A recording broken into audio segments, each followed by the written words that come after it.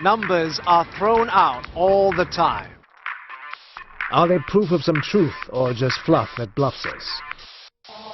These statistics need some serious looking into. I'm Brendan Fernandez, and that's what I'll do. Because some numbers are just worth figuring out. Kids in Singapore top the world in mathematics.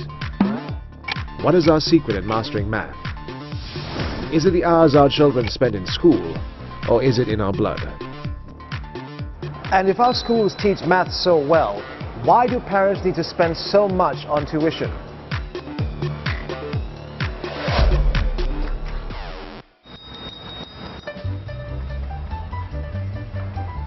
Welcome to the start of a new season. Now in Singapore's heat, we could all use some refreshment. But I'm not just here for the ice cream. I'm here to try to answer a maths question. Now let's say we're limited to 3 flavors here: chocolate, vanilla, and strawberry. Now every cone I buy has to have 2 scoops. And to me, a cone with chocolate on top and vanilla below is not the same as one with vanilla on top and chocolate below. Now, if I were to buy one of every possible combination, how many ice cream cones would I have to buy? Are you stumped? Let me tell you, the average 9-year-old kid in Singapore should be able to answer that question before my ice cream starts melting. That's how good our kids are in maths. But don't just take my word for it. The largest international survey of student performance in math and science is called TIMSS. That stands for Trends in International Mathematics and Science Study. It's conducted over 45 countries, and tens of thousands of primary 4 and secondary 2 students from Singapore have participated over the years.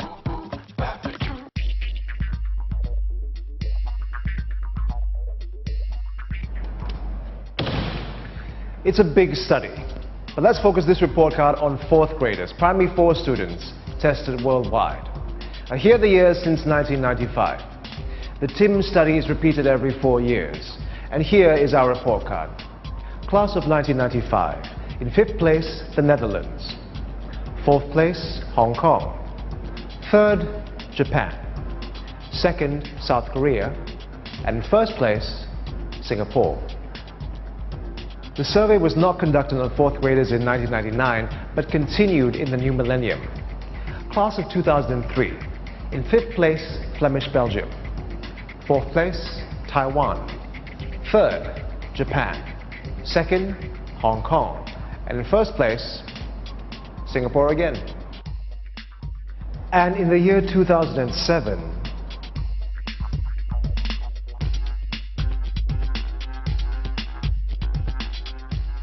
we took 2nd position behind Hong Kong in 2007. But we were 1st again in 2011.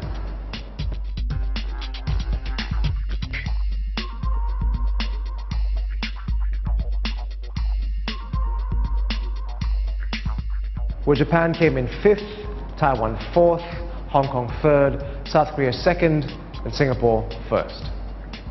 Out of curiosity, what kind of questions did our children have to answer?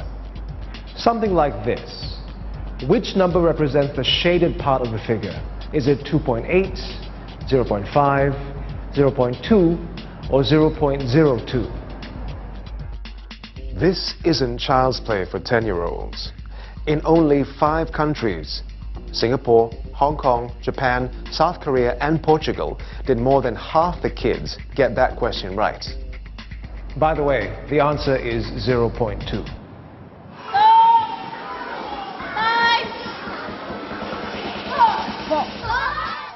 So, back to the question. How did our children manage to score so well over and over again through the years?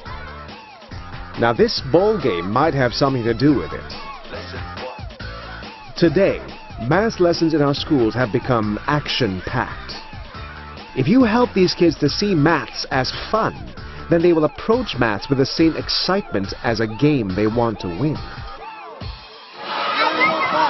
We build deep understanding of mathematical concepts through the use of pictorial representations of mathematical ideas in the learning of abstract maths. Let me give you an example of teaching of fractions. Okay. So we use this fraction disc, and we have the fraction bars. You notice the bars? Okay. Very colorful, and there's a hole, and this is half. I see. So it's concrete because you can touch it, and then it's pictorial so you can see, you can actually manipulate it. You can Yes, figure out, that's so right. this You is can actually actually. 1/6 of a, That's right. of a hole. I see. When it comes to using visual tools to solve complicated problem sums, we need to turn to a model. You could call her Singapore's top model. She's made in Singapore, famous, has proven reliable for more than 30 years, and there have even been books written about her.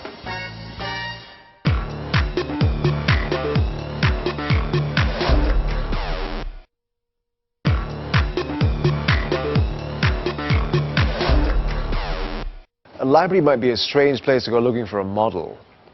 But then again, we're talking about the model method, Singapore's most famous way of teaching maths. Let's turn this library into the setting for a problem sum. Imagine 30 shelves. Each shelf has the same number of books. 3 shelves are removed, and the books in these shelves are placed on the remaining 27 shelves. As a result, each remaining shelf has 5 more books. How many books were there on each shelf in the beginning? Rather than mess up the library, we should use the model method to solve this problem. Professor, what is the model method? It's a method which we introduce our students to sometimes as early as primary 1 and 2, where we encourage our students to concretize their thinking by drawing representations. It's important that students make representations when they are doing their mathematical solutions because it aids their thinking pattern. What we would do is we'll make a representation. We would begin by drawing the 10 shelves. Each block is similar to the rest. In the method of models terminology, we would call each of this square a unit. Now what happened is there are 10, they are going to be reduced to 9, but each shelf has an addition of 5 books. So this pink block is the one shelf that is being redistributed here. I see. Students would be able to see the visual and realize that the 1 unit is actually equivalent to 9 multiplied by 5 books. I see. So that gives us 45 books. Our success in teaching math has got us international attention, including that from the United States. You would think that the country that gave us Microsoft, Apple, and Facebook would be very good in math. You are in for a surprise. Our math textbooks have actually found a very strong market in the US. Singapore Math is a company that brings Singapore Maths textbooks to the US. How did that get started? Well, starting in 1997, the two founders of our company, Jeffrey and Don Thomas, who had raised their daughter in Singapore up through primary 1, when they came back to the United States, they noticed that her new elementary school here, their math program didn't meet the level of rigor that her former Singapore program, and she was using primary mathematics at that time. So after some deliberation, they came to the conclusion that there likely would be a market for more rigorous math materials here in the US. The founders were right. Today, more than 2,500 schools in the US use maths textbooks from Singapore. Part of the reason for our success is that in the last 10 years, the government has almost doubled the investment in education, from 6.5 billion Singapore dollars in 2003 to 11.6 billion in 2013. So apart from the textbooks, the teaching methods and the school culture, there is another reason why, when it comes to teaching math, educators in the West look east. Earlier we showed you how different countries measure up in TIMSS, the most important international test which measures student performance in math and science. East Asian students come up tops, year after year. Singapore, South Korea, Taiwan, Hong Kong. What is it about students from these countries? Professor Fuson, you studied the differences between the East and the West. Do you have any insights on why East Asian children tend to do well on these international tests? In East Asia, there's a belief that everyone can learn math and that everyone should learn math. Math is important. Whereas in the U.S., which is maybe the worst in the world, we instead have this belief that people are born with a math brain or you're not born with a math brain. So you can do math or you can't do math, and it doesn't matter if you can't do math. According to the experts, there is one more thing which gives East Asian kids the edge in maths. It's the way the children count. 1, 2, 3,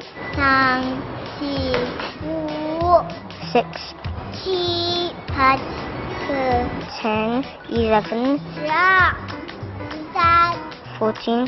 There are difficulties in all of the European languages, irregularities. So they do not match the way we write numbers. And in English, it's that way. First, we have these irregular words, 11, 12, 13, that don't really say what they mean. But then we say 14, 15. 15, again, is kind of like 15, but you can't hear it. And then 16, 17, 18, 19. So we're saying the ones first, but we write the ones second. So the teen numbers are difficult for any kids speaking English because of these reversals. East Asian children share a counting system that is much more transparent. When a child says 11 in Chinese or Japanese, he or she is really saying 10, 1. 12 is 10, 2. 25 is 2, 10, 5. The concept of what 11 or 12 or 25 is becomes very clear. It may not sound like much, but to experts studying East-West differences, this is something significant. Now, what about the speed of counting? Does the counting system produce a difference in speed? Yeah, there are measures about the amount of time it takes to process the counting words in Chinese, which are all single syllable, and they're faster. For example, the number 7 in English is 2 syllables long. In Chinese, it's qi, just 1 syllable. 1, 2, 3, 4, 5, 6, 7. So a Chinese kid would be able to remember 6 of those digits, and a typical English-speaking 5-year-old might only be able to remember 5 of those digits in random order. Because their brain is, each of the digits is taking more space in the brain. But school children in Singapore use English when they learn maths. Singapore is a special interesting case because the kids are learning in English, but the Chinese background children, students may be hearing the Chinese-based regular number words in class. So it could be a cultural reason, but are there other reasons helping kids in Singapore ace their maths? One other factor is the teachers. The 1995 TIMSS survey revealed that our primary 4 maths teachers were putting in 10 hours a week for lesson planning and homework marking. That's the highest number of hours among all the teachers from all the countries in the survey. Our teachers give students a fair bit of homework all the time, and they do correct all the homework. So if we are looking at 10 hours a week, it might be an average of 2 hours a day. And 2 hours a day for a teacher who is probably working with 2 or 3 math classes would be not very significantly large, because correcting the scripts of 40 students in a class, even if you take 5 minutes per student, you already kind of taken up a proportion of the 2 hours. What about the students? Did they do well because they spend more time in the classroom? 365 days in a year. Primary school children in Singapore attend about 40 weeks or 200 days of school per year. American elementary school students attend an average of 180 days. But for many East Asian kids, school term lasts longer. Primary school term in Hong Kong, 195 days. South Korea, 220. Taiwan, 222. Japanese children are in school the longest, 243 days. So in Singapore, school is out a lot more often. Then again, while our children may not spend as much time in school, that doesn't mean they spend less time in class.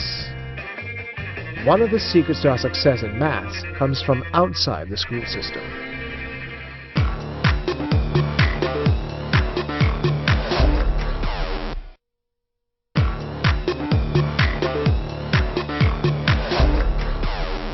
Math scores for Singapore students consistently rank among the best in the world. The way we teach maths here has brought us international attention. But for some, that's just not good enough. So where do parents go when their kid's report card isn't up to scratch? We have been called the Tuition Nation, and we certainly live up to that name. Almost half of parents in Singapore believe that to some degree. That's why they spend $820 million a year on tuition. There are 800 tuition centers registered with the Ministry of Education in Singapore. That's more tuition centers than primary schools, secondary schools and junior colleges combined. But not all tuition centers are created equal. There's a difference between a tuition center and an enrichment center. Now, a tuition center focuses on a remedial approach. Classes there recap what is taught in school. Kids go there to get some help catching up. An enrichment center like this one, however, focuses on making a kid who is already good in school even better. I'm at an enrichment center called Learning Point. Founded in 1995, it offers classes for students aged 4 to 18. But this is not your run-of-the-mill place. What are your students' track records like? What is your success rate? Specifically for math, over the last 6 years, we average about 91% of our students who comes through, let's say, PSLE, they will have A or A star. Wow. In reference to the national average of about slightly above 40%. So those are dream results for children and parents. But there is a catch. If you want results that good, first you have to make the cut. Now this is an entrance exam taken by every student who wants a place here. The one I'm holding has 22 questions. They're a mixture of short and long questions. Most of these questions test higher order learning skills. So what grades do your students who pass the entrance test typically have? I mean, are they already B students? Are they already A students, for example? We take students who are C all the way to A star. Of course, in reality, some students at the lower level, the lower primary, they could be C minus and they just kind of not make the C grade. But we will take them because we have longer window of nurturing them. They have 5-6 years with us, so we tend to be a little more lenient at the lower primary than the upper primary. Because you can do more for them. Yes, that's right. And the P5, P6 level, we will take them close to the B level because we only have 1 year left to nurture them. Yeah. The Learning Point has an entrance exam. Yeah. Is that fair for an organization that's trying to help students? Shouldn't you take everybody and try to help everybody? Yeah, I love the question because very often I have parents who come to me and say, I'm willing to pay you, why don't you take my child and he's so weak? And we tend to tell them from our past experience that if a child does not make the grade, and we know typically our program, how you will best help them, we will try not to take them, otherwise we are not really adding value to them. So what happens if a child doesn't pass the entrance test? Our statistics, for every 10 who comes through the test, 4 don't pass. 4 has no place at Learning Point.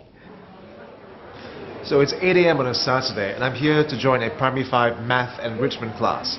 Now, it's been more than 20 years since I've done Primary 5 math, but I'm not really worried. I mean, how hard could it be? Is the tall? We have 3 items, a toaster, a TV set, and an oven. This 5 cubes is equivalent to a TV set. This TV set, assuming that it's 5 cubes, now I'm going to transfer 225, which is represented by the 1 cube. I give this to the oven, I give it to a toaster. So in terms of cubes, what's the O average? I was given a question and taught the tools and methods to tackle it. So this was my first experience using, I guess we call the model method to solve a mathematical equation, it's very different from what I learned in school. We learn things like factorization. As you can see, my script is a complete mess, and I did not get the answer. And this is...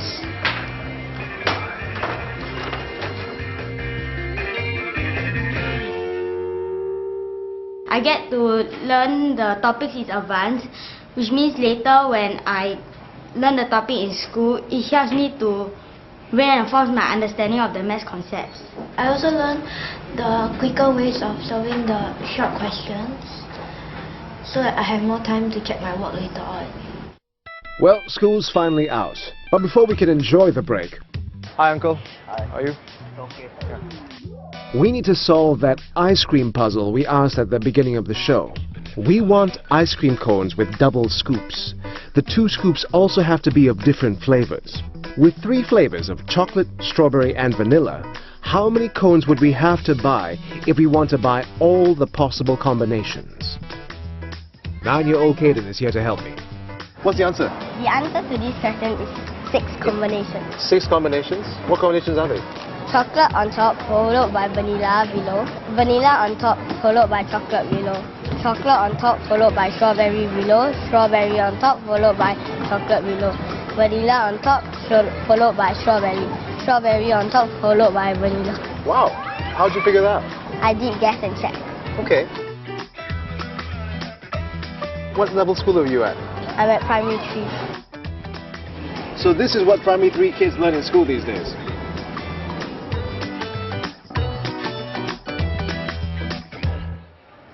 So there is a strong belief that the extra hours put into tuition have an effect. It's worth noting that the most sought after tuition teachers are those that have come from our school system, which suggests that our teachers and our schools have created a formula that can and does work. Hard work from teachers and students, money pumped in by the government, parents obsessed with education. So much has been done to turn our kids into math whizzes. There seems to be little room for error and almost none at all for failure.